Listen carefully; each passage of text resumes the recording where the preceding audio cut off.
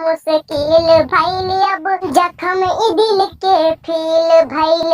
हो दुनिया में जियल मुश्किल भइल अब जख्म ई दिल के फील भइल बर्बाद करके जिएलू आराम से बदनाम भइल रानी तोहरे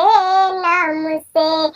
हो बर्बाद करके जिएलू आराम से बदनाम भइल रानी तोहरे नाम से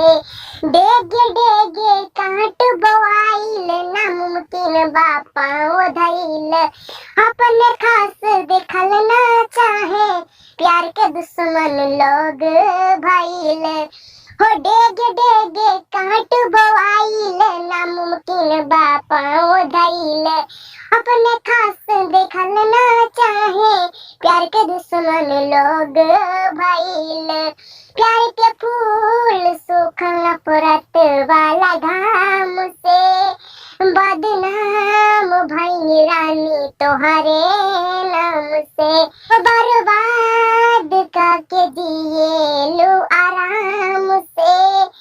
बदनाम भइल रानी तोहरे नाम से। अगर अच्छा लगा हो तो चैनल को सब्सक्राइब करें, वीडियो को लाइक करें। जय हिंद।